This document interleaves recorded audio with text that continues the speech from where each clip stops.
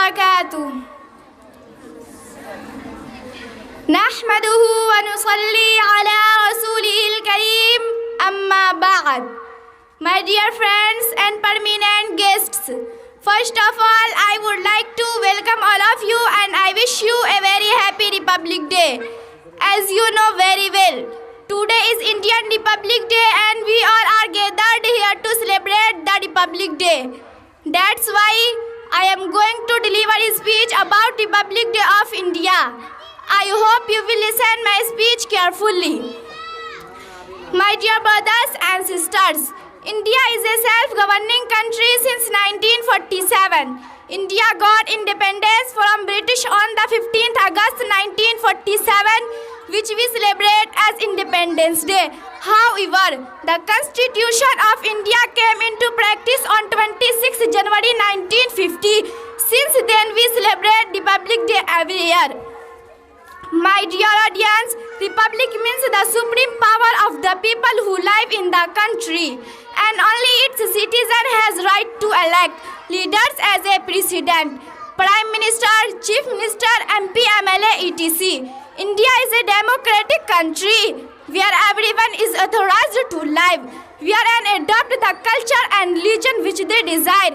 There is no any foundation to eat a certain things which indicates a certain religion. There is no any foundation to accept a certain religion. There is no any foundation to adopt a certain culture. Everyone is free for that. What they eat, what they wear and how they live. But it's very regret that some people want to color every Indian in their own color. They want to make India a Hindu state. They blame that Muslims are traitors. They consider that Muslims are danger for the safety of our country. They openly oppose the Indian Constitution and Muslims.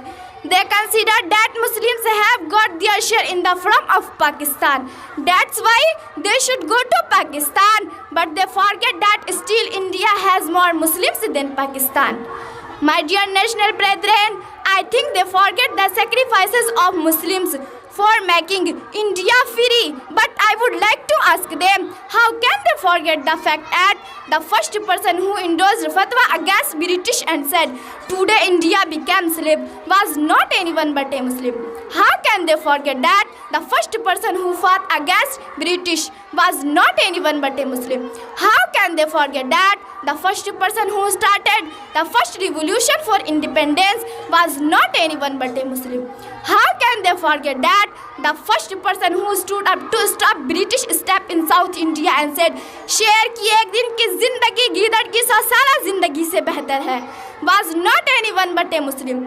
How can they forget that the first person who said, खिलौना समझकर न बर्बाद करना, खिलौना समझकर न बर्बाद करना, कि हम भी किसी के बनाए हुए हैं, फिरंगी के फौजों में हुर्मत के फतवे, फिरंगी के फौजों में हुर्मत के फतवे सर चढ़ कर हम गाए हुए हैं. वो शजरे आज़ादी को खू देकर सींचे, वो शजरे आज़ादी को खू देकर सींचे, तो फल उसके पकने को आए हुए हैं. Was not anyone but a Muslim. How can they forget that the first person who said, सारे जहां से अच्छा हिंदू सिता हमारा, सारे जहां से अच्छा हिंदू सिता हमारा, हम बुलबुले हैं इसकी ये गुल सिता हमारा, was not anyone but a Muslim. How can they forget that the first person who sounded the slogan of Inqilab Zindabad was not anyone but a Muslim?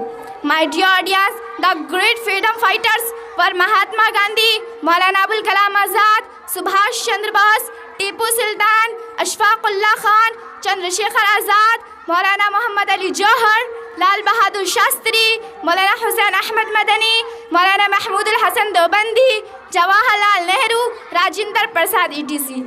My dear audience, now I am going to wind up my speech. May Allah keep Indian Muslims safe and prosperous, and may India be the most beautiful place in the world. Ameen. Wa akhiru da'wana anil hamdulillahi rabbil alameen. Wassalamu alaikum.